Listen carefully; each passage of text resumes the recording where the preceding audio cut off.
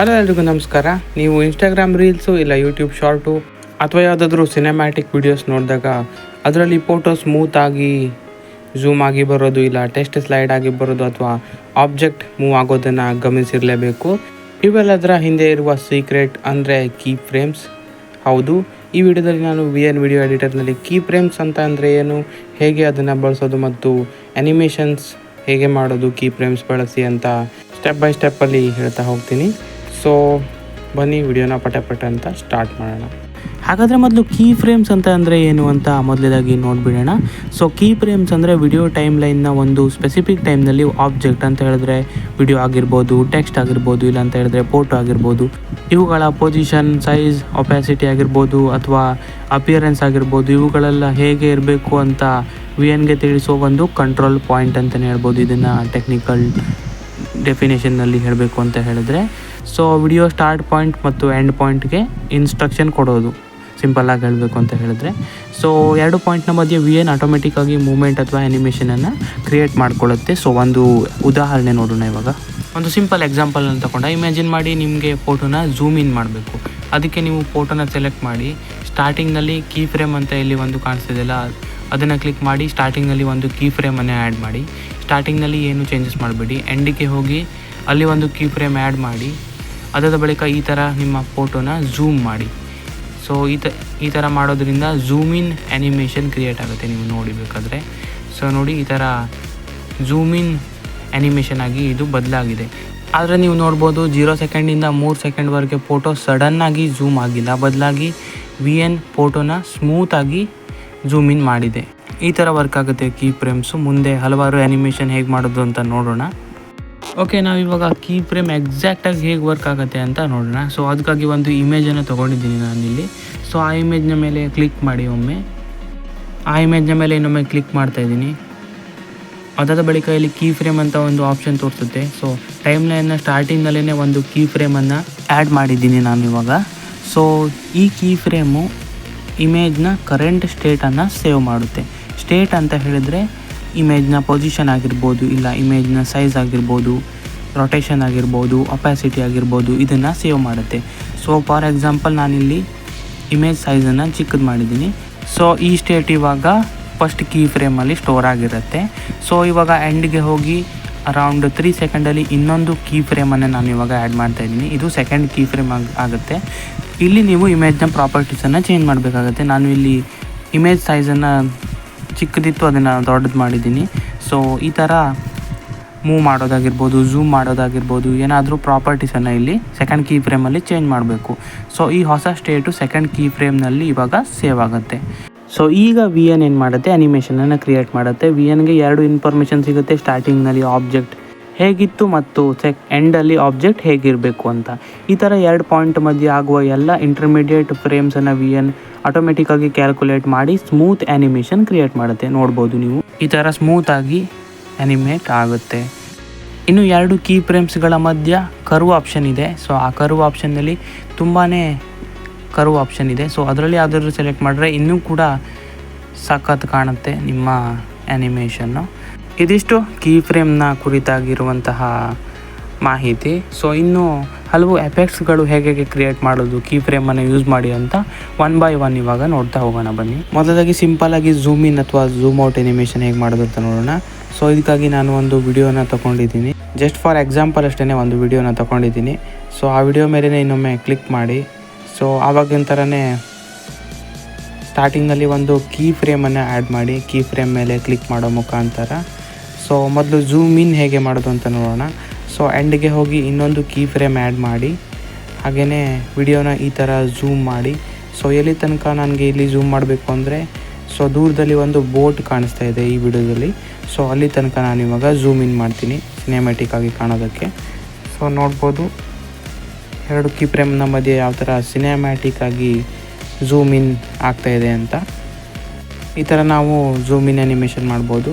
ಇನ್ನು 2 ಕೀ ಫ್ರೇಮ್ಗಳ ಮಧ್ಯ ಕರ್ವ್ ಆಪ್ಷನ್ನ ಮೇಲೆ ಕ್ಲಿಕ್ ಮಾಡಿ. ಇಲ್ಲಿ ಹಲವಾರು ಕರ್ವ್ ಆಪ್ಷನ್ ಸಿಗುತ್ತೆ. ಸೊ ಅದರಲ್ಲಿ ಈಸಿನ್ ಸೆಲೆಕ್ಟ್ ಮಾಡಿ, ಇನ್ನೂ ಚೆನ್ನಾಗಿ ಕಾಣುತ್ತೆ ನಿಮ್ಮ ಝೂಮ್ ಇನ್ ಆ್ಯನಿಮೇಷನ್. ನೋಡ್ಬೋದು ಈ ಥರ ಕಾಣಿಸುತ್ತೆ. ಸೊ ಇದು ಈ ಥರ ಝೂಮ್ ಇನ್ ಮಾಡೋದು ಆ್ಯನಿಮೇಷನನ್ನು. ಸೊ ಅಷ್ಟೊಂದು ಚೆನ್ನಾಗಿರೋ ಕ್ಲಿಪ್ ಸಿಕ್ಕಿದೆ ನನಗೆ. ನೀವು ಚೆನ್ನಾಗಿರೋ ಕ್ಲಿಪ್ ತಗೊಂಡು ಎಡಿಟ್ ಮಾಡಿ. ಇನ್ನು ಝೂಮ್ ಔಟ್ ಎಕ್ಸಾಕ್ಟ್ಲಿ ಉಲ್ಟಾ ಮಾಡಿದ್ರೆ ಆಯಿತು.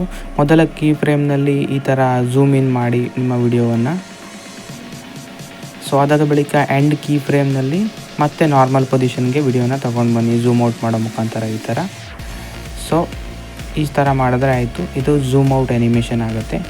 ಸೊ ಮೊದಲು ಹೇಗೆ ಮಾಡಿದ್ವೋ ಅದರ ಉಲ್ಟಾ ಮಾಡಿದ್ರೆ ಆಯಿತು, ಝೂಮ್ ಔಟ್ ಆ್ಯನಿಮೇಷನ್ ಆಗುತ್ತೆ ನೋಡಿ ನೀವು. ಸೊ ಝೂಮ್ ಔಟ್ ಆಗ್ತಾಯಿದೆ ಸ್ಲೋ ಆಗಿ. ಸೊ ಈ ಥರ ಝೂಮ್ ಇನ್ ಮತ್ತು ಝೂಮ್ ಔಟ್ ಆ್ಯನಿಮೇಷನ್ಗಳನ್ನು ನಾವು ಮಾಡ್ಬೋದು. ಆಗಲೇ ಹೇಳಿದಾಗೇ ಸ್ವಲ್ಪ ಚೆನ್ನಾಗಿರೋ ಕ್ಲಿಪ್ನ ತಗೊಳ್ಳಿ. ಸೊ ಇನ್ನೂ ಚೆನ್ನಾಗಿ ಕಾಣಿಸುತ್ತೆ ವಿಡಿಯೋ. ನೋಡೋಣ ನೆಕ್ಸ್ಟ್ ಆ್ಯನಿಮೇಷನ್ ಬಗ್ಗೆ. ಈ ಥರ ಸಿಂಪಲ್ಲಾಗಿರೋ ಸಿನೆಮ್ಯಾಟಿಕ್ ಫೋಟೋ ರಿವೀಲ್ ಹೇಗೆ ಮಾಡೋದು ಅಂತ ನೋಡೋಣ. ಮೊದಲು ಬ್ಲ್ಯಾಕ್ ಬ್ಯಾಕ್ಗ್ರೌಂಡ್ ಸೆಲೆಕ್ಟ್ ಮಾಡ್ಕೊಳ್ಳಿ. ಅದಾದ ಬಳಿಕ ಇಲ್ಲಿ ಕ್ಲಿಕ್ ಮಾಡಿ. ಅದಾದ ಬಳಿಕ ನೆಕ್ಸ್ಟು ಫೋಟೋಸ್ ಆಪ್ಷನ್ನ ಮೇಲೆ ಕ್ಲಿಕ್ ಮಾಡಿ. ಹಾಗೆಯೇ ಗ್ಯಾಲರಿಯಿಂದ ಒಂದು ಇಮೇಜನ್ನು ಸೆಲೆಕ್ಟ್ ಮಾಡಿ. ಇಲ್ಲಿ ಮಾಸ್ಕ್ ಕೂಡ ಯೂಸ್ ಆಗುತ್ತೆ. ಮಾಸ್ಕ್ ಪ್ಲಸ್ ಕೀ ಫ್ರೇಮ್ಸ್ ಎರಡೂ ಯೂಸ್ ಮಾಡಿ ಆ್ಯನಿಮೇಷನ್ ಮಾಡೋದು ಈ ಥರ. ಸೊ ಅದಾದ ಬಳಿಕ ಇಮೇಜ್ನ ಪೊಸಿಷನ್ಸ್ ಎಲ್ಲ ಸೆಟ್ ಮಾಡ್ಕೊಳ್ಳಿ ಸ್ಕ್ರೀನ್ಗೆ. ಸೊ ಅದಾದ ಬಳಿಕ ಈಗ ನೀವು ಕೆಳಗೆ ಮೆನ್ಯೂದಲ್ಲಿ ಸ್ಕ್ರೋಲ್ ಮಾಡಿ. ಅಲ್ಲಿ ಮಾಸ್ಕ್ ಅಂತ ಒಂದು ಆಪ್ಷನ್ ಕಾಣಿಸುತ್ತೆ. ಮಾಸ್ಕ್ ಆಪ್ಷನ್ನ ಮೇಲೆ ಕ್ಲಿಕ್ ಮಾಡಿ. ಮಾಸ್ಕ್ ಆಪ್ಷನ್ನ ಮೇಲೆ ಕ್ಲಿಕ್ ಮಾಡಿದ ಬಳಿಕ ಹಲವಾರು ಮಾಸ್ಕಿಂಗ್ ಆಪ್ಷನ್ಗಳು ಸಿಗುತ್ತೆ. ಸೊ ಒಂದು ನೋಡೋಣ ಇವಾಗ. ಮಿರರ್ ಆಪ್ಷನ್ನ ಮೇಲೆ ಕ್ಲಿಕ್ ಮಾಡಿ. ಸೊ ಅದಾದ ಬಳಿಕ ಈ ಥರ ಮಾಸ್ಕನ್ನು ಸೆಟ್ ಮಾಡ್ಕೊಳ್ಳಿ. ಇನ್ನು ಅದಾದ ಬಳಿಕ ಒಂದು ಕೀ ಫ್ರೇಮನ್ನು ಆ್ಯಡ್ ಮಾಡಬೇಕಾಗತ್ತೆ. ಸೊ ಅದಕ್ಕಾಗಿ ಇಲ್ಲಿ ಕ್ಲಿಕ್ ಮಾಡಿ ಒಂದು ಕೀ ಫ್ರೇಮನ್ನು ಆ್ಯಡ್ ಮಾಡಿ. ಅದಾದ ಬಳಿಕ ಟೈಮ್ ಲೈನ್ನಲ್ಲಿ ಸ್ವಲ್ಪ ಮುಂದುಗಡೆ ಹೋಗಿ ಈ ಥರ ಮಾಸ್ಕನ್ನು ಮೂವ್ ಮಾಡಿ. ಅದಾದ ಬಳಿಕ ಮತ್ತೆ ಸ್ವಲ್ಪ ಮುಂದುಗಡೆ ಹೋಗಿ ಮಾಸ್ಕನ್ನು ಈ ರೀತಿಯಾಗಿ ಮೂವ್ ಮಾಡಿ. ಮತ್ತೆ ಸ್ವಲ್ಪ ಮುಂದುಗಡೆ ಹೋಗಿ ಮಾಸ್ಕನ್ನು ಕೂಡ ಇದೇ ರೀತಿ ಮೂವ್ ಮಾಡಿ. ಮತ್ತೊಮ್ಮೆ ಟೈಮ್ ಲೈನ್ನಲ್ಲಿ ಸ್ವಲ್ಪ ಮುಂದುಗಡೆ ಹೋಗಿ ಮಾಸ್ಕನ್ನು ಈ ಥರ ಮೇಲ್ಗಡೆ ತೊಗೊಂಡು ಬನ್ನಿ. ಸೊ ಅದಾದ ಬಳಿಕ ಎಂಡ್ನಲ್ಲಿ ಈ ಥರ ಫುಲ್ಲಾಗಿ ಇಮೇಜನ್ನು ರಿವೀಲ್ ಮಾಡಿ. ಇದರಿಂದ ಒಂದು ಬೆಂಕಿ ಫೋಟೋ ರಿವೀಲ್ ಆ್ಯನಿಮೇಷನ್ ರೆಡಿ ಆಗುತ್ತೆ. ಸೊ ನೀವು ನೋಡ್ಬೋದು. ಸೊ ಈ ರೀತಿಯಾಗಿ ನಿಮ್ಮ ಫೋಟೋ ರಿವೀಲ್ ಆಗುತ್ತೆ.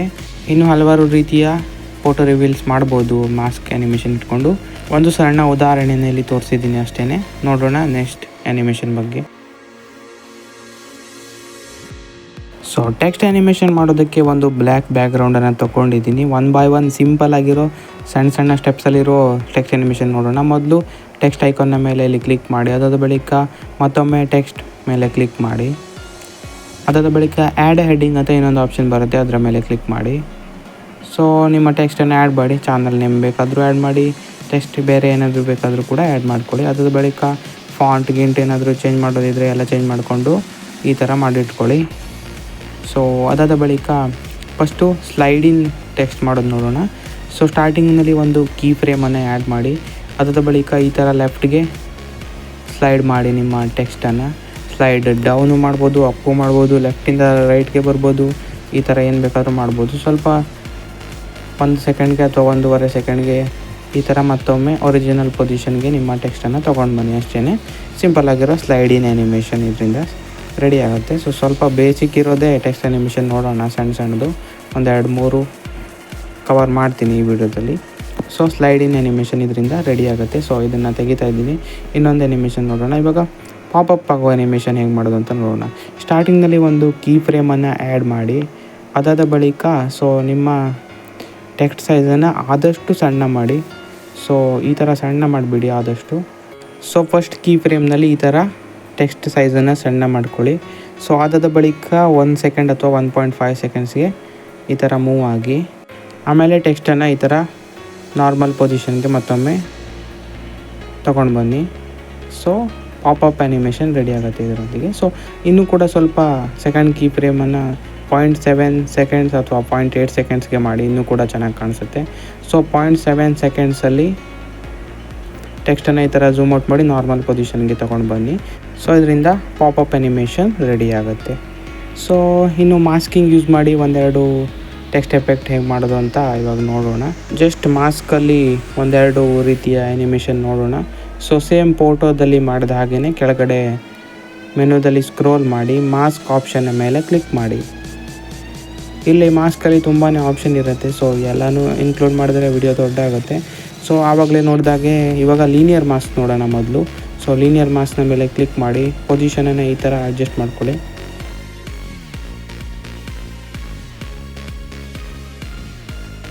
ಈ ಥರ ಅಡ್ಜಸ್ಟ್ ಮಾಡಿ ಸ್ಟಾರ್ಟಿಂಗಲ್ಲಿ ಒಂದು ಕೀ ಫ್ರೇಮನ್ನು ಆ್ಯಡ್ ಮಾಡಬೇಕು. ಸೊ ಇಲ್ಲಿ ಕ್ಲಿಕ್ ಮಾಡಿ ಕೀ ಫ್ರೇಮನ್ನು ಆ್ಯಡ್ ಮಾಡಿ. ಅದಾದ ಬಳಿಕ ಸ್ವಲ್ಪ ಟೈಮ್ ಲೈನ್ನಲ್ಲಿ ಮೂವ್ ಆಗಿ ಹಾಗೆಯೇ ಮಾಸ್ಕನ್ನು ಕೂಡ ಮೂವ್ ಮಾಡಿ. ಸೊ ಹೇಗೆ ಇಮೇಜಲ್ಲಿ ಮಾಡಿದ್ವೋ ಅದೇ ರೀತಿ ಇಲ್ಲೂ ಕೂಡ ಸ್ಟೆಪ್ಸನ್ನು ಮೇಲೆ ಹೇಗೆ ತೋರಿಸ್ತಾ ಇದ್ದೀನೋ ಅದೇ ರೀತಿ ಫಾಲೋ ಮಾಡಿ.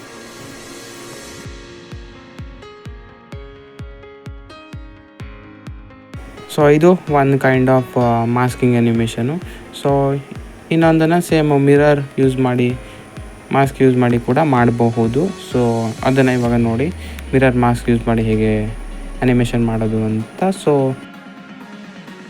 ಹೇಗೆ ಮಾಡ್ತೀನೋ ಅದೇ ರೀತಿ ಸ್ಟೆಪ್ಸನ್ನು ಫಾಲೋ ಮಾಡಿ. ಇದೇ ರೀತಿ ಹಲವಾರು ಟೆಕ್ಸ್ಟ್ ಅನಿಮೇಷನ್ಗಳು ನನ್ನ ಚಾನಲ್ನಲ್ಲಿ ಆಲ್ರೆಡಿ ಇದೆ. ಸೊ ಬೇಕಾದರೆ ಅದನ್ನು ಕೂಡ ಚೆಕ್ ಮಾಡ್ಬೋದು. ಮೇಲೆ ವಿಡಿಯೋದಲ್ಲಿ ತೋರಿಸಿದ ಹಾಗೆಯೇ ಎಲ್ಲ ಸ್ಟೆಪ್ಸನ್ನು ಫಾಲೋ ಮಾಡಿ.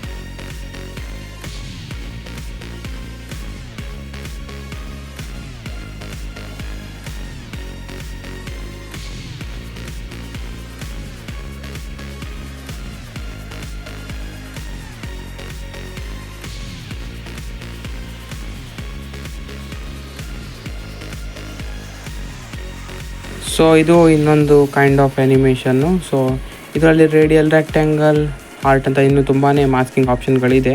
ಸೊ ಸದ್ಯಕ್ಕೆ 2 ಸಾಕು. ಸೊ ಈ ರೀತಿಯಾಗಿ ಹಲವಾರು ಟೆಕ್ಸ್ಟ್ ಅನಿಮೇಷನ್ಗಳನ್ನು ನಾವು ಕೀ ಫ್ರೇಮ್ಸ್ ಸಹಾಯದಿಂದ ಕ್ರಿಯೇಟ್ ಮಾಡ್ಬೋದಾಗಿದೆ. ಸೊ ಇನ್ನೂ ಕೂಡ ಹಲವಾರು ಟೆಕ್ಸ್ಟ್ ಅನಿಮೇಷನ್ ಇದೆ, ಆದರೆ ಈ ವಿಡಿಯೋದಲ್ಲಿ ಇಷ್ಟು ಸಾಕು ಅಂತ ಅಂದ್ಕೊಂಡಿದ್ದೀನಿ. ಇಲ್ಲಾಂದರೆ ವಿಡಿಯೋ ತುಂಬಾ ಲಾಂಗ್ ಆಗಿಬಿಡುತ್ತೆ. ಸೊ ಹಾಗಾಗಿ ಈ ವಿಡಿಯೋದಲ್ಲಿ ಇಷ್ಟು ಸಾಕು. ಸೊ ಈ ವಿಡಿಯೋದಲ್ಲಿ ಆಲ್ಮೋಸ್ಟ್ ಎಲ್ಲ ಬೇಸಿಕ್ ಕೀ ಫ್ರೇಮ್ ಬಗ್ಗೆ ಎಲ್ಲ ಕವರ್ ಮಾಡಿದ್ದೀನಿ. ಸೊ ನಿಮಗೂ ಕೂಡ ಅರ್ಥ ಆಗಿದೆ ಅಂತ ಅಂದ್ಕೊಂಡಿದ್ದೀನಿ. ಸೊ ಇದಿಷ್ಟು ಕೀ ಫ್ರೇಮ್ಸ್ನ ಕುರಿತಾಗಿ. ಕೀ ಫ್ರೇಮ್ಸ್ ಅಂದರೆ ಏನು, ಕೀ ಫ್ರೇಮ್ಸ್ ಯೂಸ್ ಮಾಡಿ ಟೆಕ್ಸ್ಟ್ ಅನಿಮೇಷನ್ನು, ವಿಡಿಯೋ ಅನಿಮೇಷನ್ ಎಲ್ಲ ಹೇಗೆ ಕ್ರಿಯೇಟ್ ಮಾಡೋದು ಅಂತ ಈ ವಿಡಿಯೋದಲ್ಲಿ ಡೀಟೇಲ್ ಆಗಿ ಎಕ್ಸ್ಪ್ಲೇನ್ ಮಾಡೋದಕ್ಕೆ ಟ್ರೈ ಮಾಡಿದ್ದೀನಿ. ಸೊ ಐ ಹೋಪ್ ನಿಮಗೂ ಕೂಡ ಅರ್ಥ ಆಗಿದೆ ಅಂತ ಅಂದ್ಕೊಂಡಿದ್ದೀನಿ. ಸೊ ಇದೇ ರೀತಿಯ ಇನ್ನೂ ಹಲವು ಕಂಟೆಂಟ್ಗಳಿಗಾಗಿ ಚಾನೆಲನ್ನು ಸಬ್ಸ್ಕ್ರೈಬ್ ಮಾಡಿ. ಸೊ ಮುಂದೆ ಈ ರೀತಿಯಾಗಿ ಯಾವ ಸೀರೀಸ್ ಮಾಡಬೇಕು ಅಂತ ಕಮೆಂಟ್ ಮಾಡಿ ತಿಳಿಸಿ. So VN video editor complete guide ಅಂತ ಒಂದು ವಿಡಿಯೋ ಅಪ್ಲೋಡ್ ಮಾಡಿದ್ದೆ. ಸೊ ಅದಕ್ಕೆ ಚೆನ್ನಾಗಿ ರೆಸ್ಪಾನ್ಸ್ ಸಿಕ್ಕಿದೆ. ಸೊ ನಿಮ್ಮೆಲ್ರಿಗೂ ಥ್ಯಾಂಕ್ಸ್ ಅಂತ ಹೇಳೋದಕ್ಕೆ ಇಷ್ಟಪಡ್ತೀನಿ. ಸೊ ಅದರಲ್ಲಿ ಒಬ್ಬರು ಕೀ ಫ್ರೇಮ್ ಅಂತ ಕಮೆಂಟ್ ಮಾಡಿದರು. ಸೊ ಹಾಗಾಗಿ ಈ ವಿಡಿಯೋನ ಮಾಡಿದ್ದು. ಸೊ ಇನ್ನೂ ಏನಾದರೂ ಟಾಪಿಕ್ಸ್ ಬೇಕಿದ್ದರೆ ಅದೇ ರೀತಿ ಕಮೆಂಟ್ ಮಾಡಿ. ಹೆಚ್ಚಿನ ವಿಡಿಯೋಗಾಗಿ ದಯವಿಟ್ಟು ಸಬ್ಸ್ಕ್ರೈಬ್ ಮಾಡಿ. N H tutorial. Thank you.